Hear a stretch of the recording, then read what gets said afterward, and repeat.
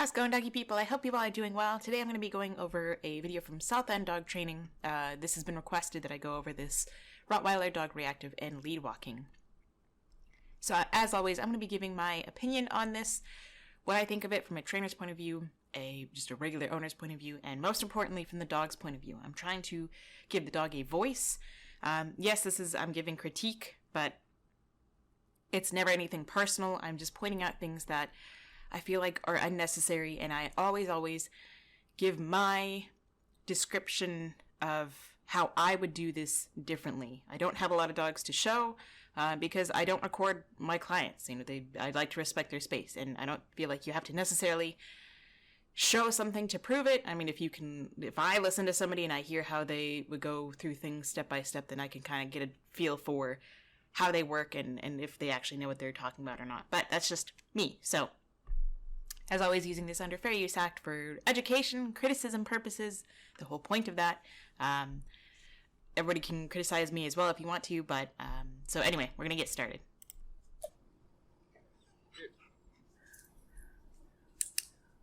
Very nice.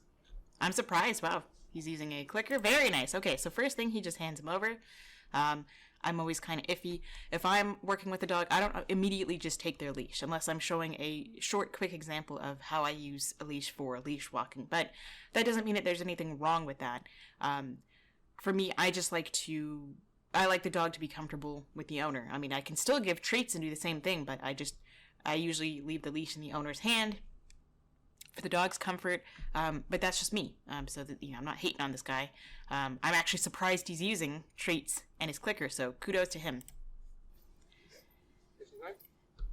So he clicked. He had a treat in his hand. I didn't see him give the dog a treat. I could have been talking too much, so we'll go back a couple seconds. He marked, but he didn't actually follow up with a treat. He could have waited because the dog was sniffing. He didn't want to interrupt that, so I'm okay with that too. If the dog is clicker trained and conditioned, then the treat is always followed by the click is always followed by a treat or a reward. So not necessarily anything wrong there. I might have just let him sniff, and then I might have dropped the treat there, regardless, or given him that treat afterwards. Dog gave one little lip lick. He just good, very good. So I love that he has him just on his loose leash. I love that this dog has a harness, a nice wide collar. I think he does have a choke chain on as well. But he came out of the owner's car like that. So I'm not saying he put it on him. But nice loose leash. He looks at him. He clicks. Did he give him a reward, though? Because that's marking alone is not... you're just desensitizing him to the clicker. The whole point of the clicker is that it is paired with generally a food reward. Dog sees mom here, wants to go to mom. I would take him off the collar and put him on the harness, particularly off the choke chain, because it'll be, one, less aversive with the choke chain, and also he will have less of that urge to pull. I know it sounds crazy. He might still want to pull with the harness, but I like to teach a dog in a harness, and it seems to make them less uncomfortable than with something around their throat when they're in a new environment and they're nervous. So he's kind of getting tight. He did use the clicker twice. I didn't see him give him a treat. I could have missed it. He's kind of pulling the dog away. So this is why I don't necessarily take a dog's leash. I don't care about them being away from their owner. I want them to be able to be their owner, and if we want to work on them jumping, I can be the person the dog wants to jump on, and I can teach them, I can move away and reward and all that, so he doesn't jump on the owner, and I'm not having to cause more anxiety of the dog being away from their owner. I just don't think that that's necessary. Very good, though. So, because he clicked the other 2 times and didn't follow up with a reward, the dog really looks at him. He did great with his timing. The dog gave in, click, but, the dog is like, well, you didn't follow up with anything, so the click really means nothing. The dog is kind of fighting the leash, wants to go with the parent, so I think he should be back with his owners, and he could be teaching the dog at this distance. He doesn't have to hold on to the leash to teach the owners. I guess lead walking is what they're working on. Again, he clicked, he missed the opportunity to reward, so this is just kind of I mean, he makes it seem nice, and he may be trying to use this as a demonstration to, I know he, craps on, I know he gets on the case of positive reinforcement trainer, so he may be doing this as a way to show you that, oh, look, treats don't work, clicker training doesn't work. Well, you're not even really doing it correctly. So, yes, you had good timing there, but you didn't even follow it up with a treat. The dog is just too over threshold. They don't even know what the clicker means. They may have not ever been conditioned to a clicker. I mean, I still, when I'm working with a dog, I still say yes just instinctively, but I always follow it up with a treat or a reward that the dog finds rewarding. So, dog is choking. Okay, so we have there was a break, so I don't know what happened in that cut. We may have moved to a new area, or this might be just the same area. I don't know. This looks different than the other area, or it could just be that was behind us. So now he has a little flirt pole. I love it. Still, I would love for the dog to be on the harness. Okay, so that little swing, the dog kind of moved away. I love that. I love Rotties with their tail. Just beautiful dogs. I love that this is, I believe, somewhere in the UK. Or at least they have an accent like they would be. So, not to be prejudiced of any kind or anything like that. But in the UK and a lot of other countries, they outlaw the docking of tails and ears, cropping and docking. So anyway, I just love this tail. But the dog was a little bit nervous, so then he drags it away. Dog is still a little nervous, wants to go to mom and dad, feels the pressure. So, I mean, so now he's being a little crazy. So this, I would honestly just let him be off leash and get comfortable with me playing with him like this. I would let him drag his leash or take his leash off or whatnot. Or I would have the owners hold on to the leash. Again, he has the draw, a magnetic draw, or dry, whatever you want to call it. He wants to be with his owners. So let him be with the owners. They can teach him how to walk loose on leash. I do like that he's trying to play with him. You can hand this to the owner, have the owner play with him, just to make the dog, especially on that. Too strong. He's on, I think, some kind of a slip lead. I think he moved away from the choke chain and he's on some kind of a slip lead now. But that is the problem. He's too strong. Well, no, you're also not helping because they have a draw. The dog has a draw to go to the owners. You're holding the leash. The dog is on a slip lead, a tiny corded slip lead that causes more pain and causes the dog to want to run away from it more. If you had him on harness, he would probably still pull, but it would cause him to go into less fight or flight, causing less pain, less anxiety in the dog. So yeah, he's strong, but you're setting him up for failure because let him be with the owners and teach them, to walk. Like, I appreciate that you're trying with more positive methods, like I say positive, like as in, he's not just yank and crank, and he may do that in a minute, but, you're using the flirt pole, you tried the clicker, but you didn't even give him a treat, so that doesn't really, like, you're trying, but, the dog doesn't care if you're trying. Yeah. He doesn't look well, does he? Of course he does. I always think he's very lean. So again, holding him away from the owners, for me, there's no point in doing this. Let the owners just hold on to the leash. Let the dog run around off leash. If you're teaching loose leash walking, as I always instruct, I'll put my version of it in the description below so you can see how I teach it. Put this dog on a long line, on a long leash.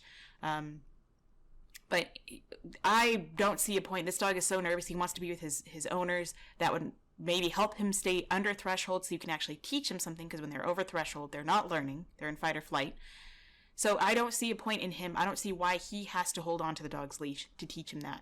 I a lot of times teach an owner to walk their dog without ever even taking hold of the leash. Or if I do, it's just to show them how gentle, not to yank and crank and not to pop, how gentle you can move your dog.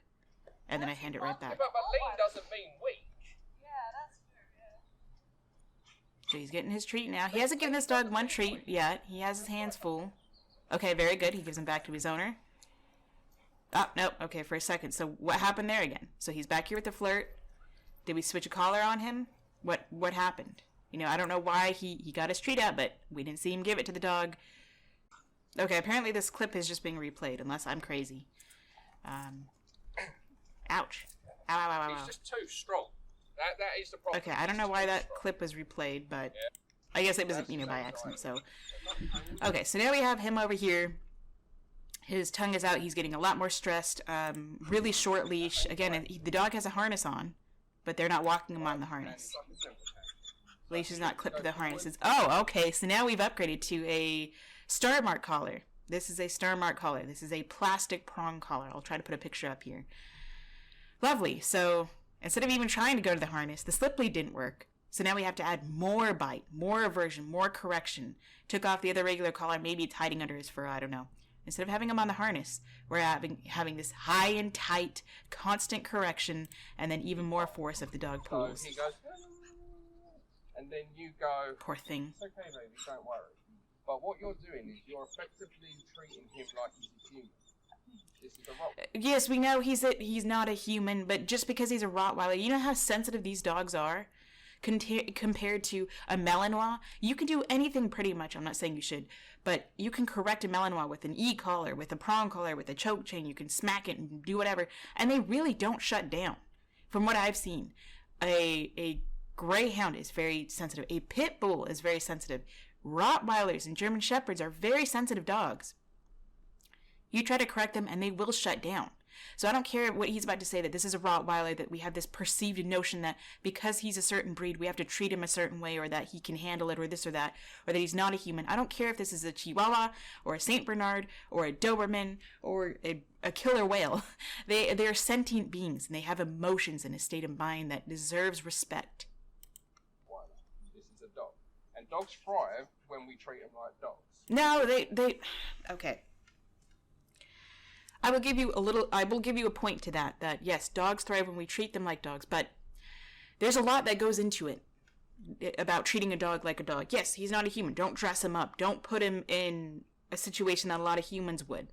You know, you can give him all the treats and the good food in the world, but if you never teach him to be comfortable in certain environments, like going outside, or being able to see another dog and not try to kill it, or, you know, not trying to attack other people or cower under the couch or something, you know, then all the great food in the world, you know, and love and treatment you give him, he doesn't care because he's still nervous in the outside world. And then we say, oh, we need to treat him like a dog. This is not natural to him. Having a collar, even having a harness, having a leash on, this is all human stuff. Trainers like this like to excuse the fact that we can use primitive, outdated, unnecessary methods and pain compliance with these dogs because they're dogs, because it's easier. If we don't think of them as having an emotional state of mind, then it's easy to correct and even in some cases abuse an animal. Yes, they're not humans, but he still has anxieties here, an emotional state of mind, and you're just ignoring that and making an excuse for it because he's a dog. All right. He's designed to be a carting dog, a droving dog, a protection dog. He thrives when he's allowed to be a Rottweiler. Yeah, sure, absolutely. That Ouch. wasn't very gently. Just Ouch. like this. Just Okay, so good. I'm glad that he's telling him gently, but it doesn't matter. This guy has a star mark collar on. It's still causing pain. So, yes, you could do this on the harness. You don't need this collar. The reason why he's able to do it more gently now and use less pressure is because of its leverage, and it's magnified because of the painful collar. And let the lead do the work. Ouch. Okay. So he's shaking off because he's relieving stress or because the collar was irritating. And he says you can do less because of the collar. Okay, so you're relying on this tool. A harness is all you need. And, I mean... Now, let the lead do the work. There we go. Much better. Ouch. No, it's not the lead doing the work. It's the collar doing the work. It's causing pain. So because he doesn't know how to use positive reinforcement, he uses a clicker. He doesn't even pair it with a treat. He had pretty good timing, but he didn't ever actually pair it with anything. He's going to act like, oh, I tried the nice guy stuff. That didn't work. So now we can go to the collar. The dog doesn't need this. You do. Humans need the tools. The dogs do not. Because when humans don't know how to communicate with another species... something as simple as a dog, I'm not saying dogs are simple, they're very complex, but compared to working with a bear, or even a cat, even a domesticated house cat, you know, you can't even communicate with a dog without having to use harsh, aversive tools. You need the tools. The dog does not. And as soon as he goes where he wants him to go, it turns off. Turns off. This whole nonsense of turn on, turn off. The dog doesn't know how to turn it on and turn it off. Just How about you stop being lazy and pleading ignorance and actually learn how to communicate with the dog and learn how to use the clicker properly? That's all you needed, was the clicker and the treats. If you do it right, you can walk around this whole area after having given him one treat. You walk around, you're not showing him a treat. You're walking, he's following you, he's waiting when he's going to get another reward, and then you can stop and give him a reward, and so on and so forth. But everybody wants to think that that's bribing. Okay. Leverage over the Rottweiler. Yeah? Poor thing. Because we need him to slow down. Because you see the way he come out of the car? Well, he's in a new environment. He's nervous. He's now on pain with the collar, you know, like, yeah, he jumped out of the car and he was really excited. Of course, we expect that. I mean, he's probably a young dog. And don't get me wrong, the strongest Rottweiler I ever worked with was a dinky Rottweiler that was locked in the crate for the first year of her life. Yeah. Poor thing. Yeah, don't be fooled. Just because you're big doesn't make you strong, right? Just because you're lean doesn't make you weak. No, but I mean, dogs can pull 3 times their own weight, like on average. So this dog, say it's 90 pounds. That it can still pull 270 pounds pretty easily. So yes, the size of the dog does matter, but it doesn't mean we need to rely on pain compliance to control it. This is not impressive. It's more impressive if you have it on the back of the harness and you can walk a dog like that. And yeah, it might take longer. As long as the dog is the one that's being benefited. Dogs don't benefit from these tools. Humans do. Right. So there was a cut there. What happened with that cut? That's what I want. You see how when he feels that lead, I want it's not when I mean, yeah, he feels the collar. The lead tugs on the collar. He feels the collar. Always go in that direction. If he were on his harness, then he would feel the lead. I mean, he would feel the harness, but he would feel the tension. But now he just feels the collar. Wherever that lead goes, he goes. Ouch. Lip lick. Dragging. Good boy. More dragging. Lagging behind. If you can do the training, it takes the stress off of him. If I have to take No, you're right about that. Well, What's the point? We are going to be with him. no, exactly that. I mean, normally what would happen is I would do the training, then I would put it on you for you to do it. But when So I now took what are we him, you doing? could see that he was getting physically stressed, and my goal is to keep him as stress-free as possible. Nonsense, dude. Nonsense. You're the one who made him stressed. Now what, you're going to put an e-collar on him? I saw something in your hand like a handle. Physically stressed, and my goal is to keep him as stress-free. That looks like a handle to an e-collar or a shock collar. Your goal is to keep him as less stressed as possible. He's only gotten more stressed. Look at this tongue. Look at the panting. He was perfectly fine before if you let the owners handle him. If you put him on a harness, you used your treats properly. You actually used them. He just clicked. He didn't even give an option to give him a treat. Dummy. As possible. So what I want you to do is just say, let's go, and walk away from the dog.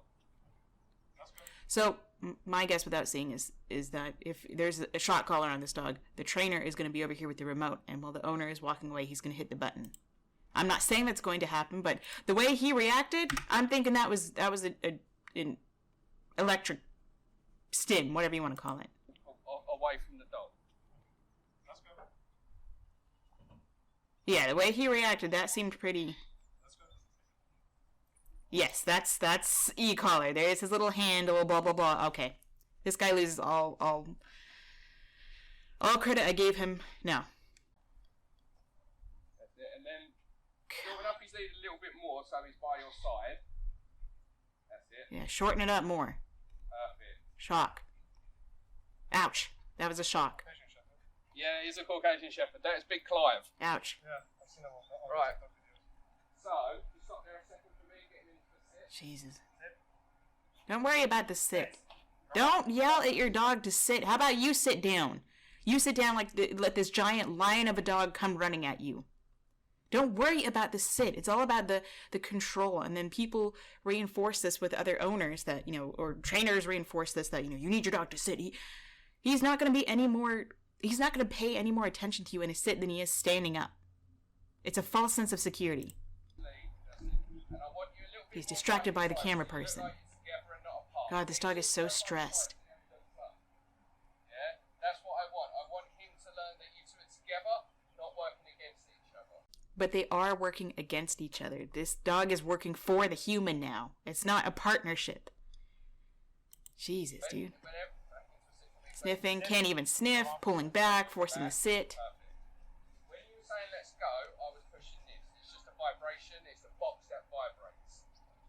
doesn't spray, is not a stim or anything. It's the actual box. It's not a shock, is what he's saying. So if it's a vibrate only, is it really a vibrate? Or is he just saying that? I don't know. I'm very untrusting of trainers, especially when they're just like ignorant and lie and this and that. And I don't know. I'm going to take his word and say, okay, if it was a vibrate, that was pretty traumatic for this dog. Enough to work.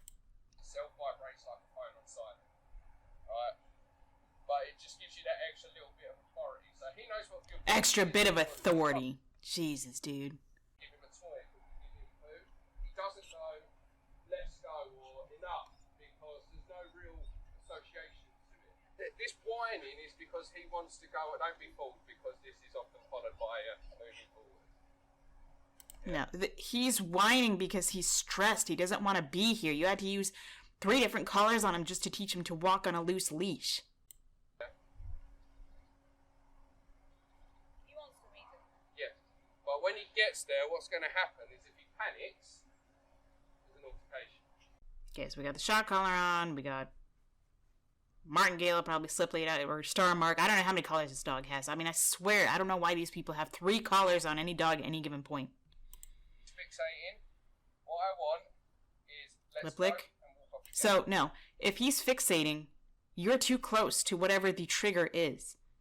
This is when, if I were working here with this dog, I would have the other dog, we need to increase space, move the other dog away. Then I can have the dog, if they want to sit on their own, they can stand on their own, they can sleep, they could do whatever they want to at the end of the leash as long as they're not pulling on me. I don't care what they do. They can chill, and I'm going to try and call their name or make a noise, and if they look at me, then I can mark using a clicker and reward, and then reward for that. And then I let them go back to looking. And then I'll wait to see if they want to look at me on their own. And if they do, terrific, I'll mark and reward. If they don't, I'll make another clicky noise or something to get their attention. And anytime they want to look at me, they can get a reward. And I might move over here a little bit. Or we might just walk up and down right here, because here is below threshold. And they can go and sniff, and they can look at me, and anytime they look at me and they follow me, mark and reward. And then we can add the distraction a little bit closer, or we can move closer to the distraction. But this is over threshold. That way. Let's go. So way over threshold. Short, tight leash. We don't know if this guy is buzzing him or not, which is going to make it worse. That's effectively a temper tantrum. And then he wants to say they're not humans, but yet we use these human labels on them. I hate even when people say a kid has a temper tantrum. No, it's a miscommunication. They feel frustrated because their emotional needs have not been met. You are an idiot. By saying that this is a temper tantrum, I know he knows nothing. I don't have any faith in him. You're a dummy. I want. It was not a temper tantrum. This dog was very nervous and frustrated. Either he wants to see the dog and he feels the pain, or he's nervous, or whatever. I mean, he's probably excited. He's probably young, and this is not going to help things. And he was frustrated, not throwing a temper tantrum. He's looking. Lip lick, lip lick. No, don't pop him. Don't pop him. That was not the right... You don't need to pop him anyway. He's on a loose leash and he's looking at this dog. Okay, let him look. I mean, I don't want him staring, but if he continues to stare, I might try to call his name. I might move this way, sideways, so I can get in the corner of his eyesight. If he continues moving forward, then we need to move the other dog away. They're too close. Right. I'm going to click, and you're going to go. Incredible. So make sure he knows you've got the ball.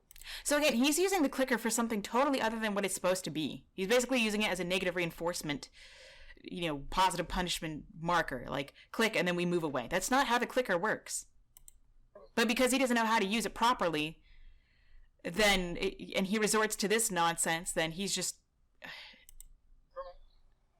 Right, that way.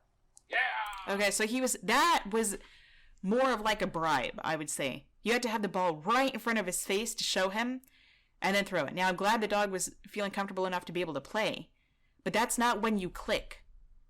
The click would be, he sees the dog, he's sitting, he's not reacting. You can click here, and then toss the ball. But if he didn't even know that the ball was there, he didn't react to the clicker because he didn't condition it properly, the dog is too close. I want to be able to, you can do the same thing, but like I explained with a treat, but you can use the ball. So you can make a clicky noise with your mouth or a kissy noise or squeaker or whatever. And then he looks at you and then you can click and throw the ball. Or you can wait a couple seconds to see if he's going to look at you on his own. If he's not, then you need to increase distance between the trigger and the dog. And then you can click and for whatever behavior you want, that's not lunging and barking, going crazy or staring, and then you can toss the ball.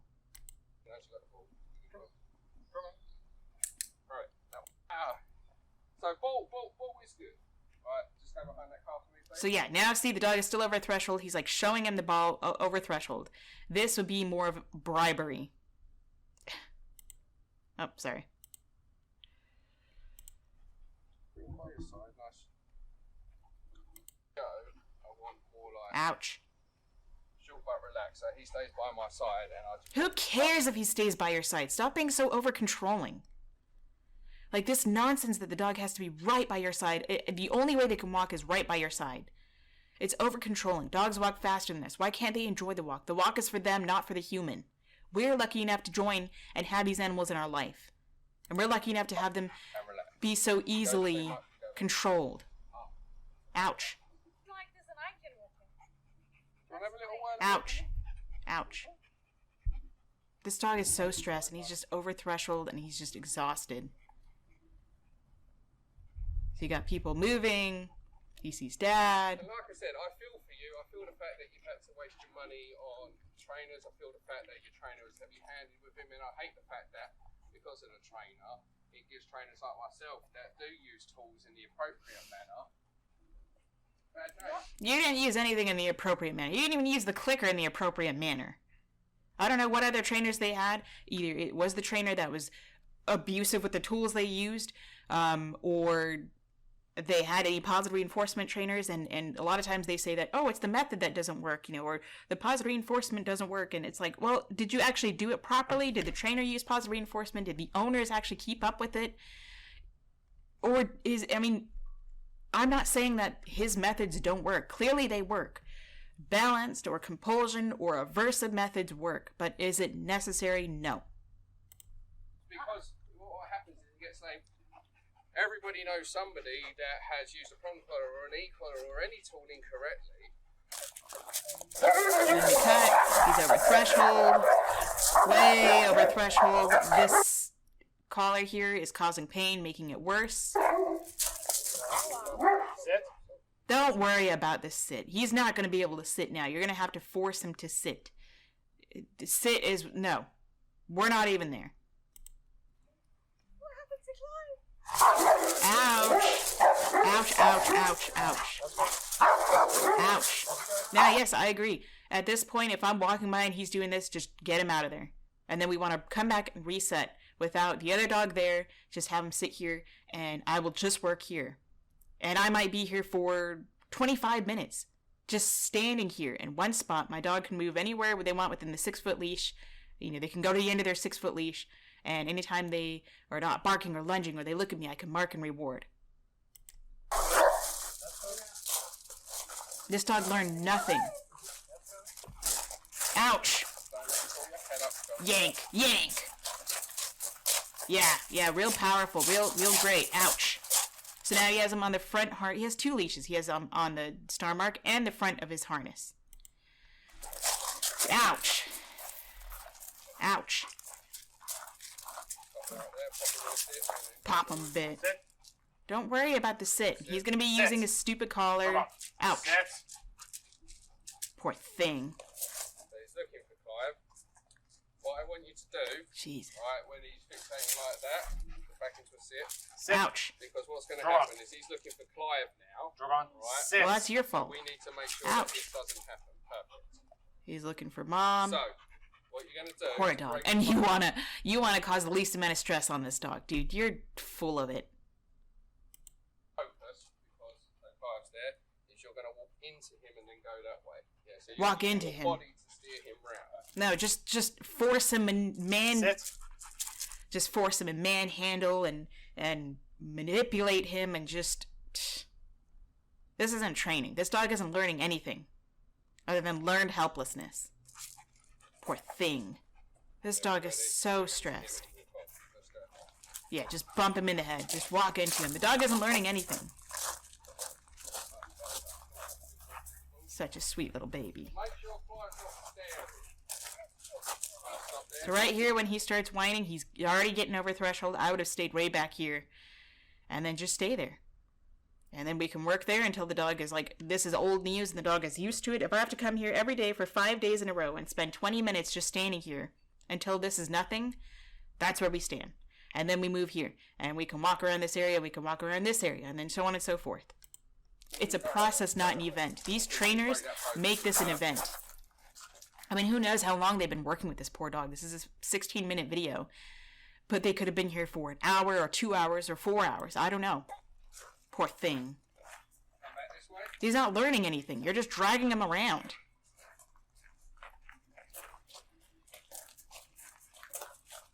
Stop there. Don't go forward. Break his focus before he gets a chance to get worked up.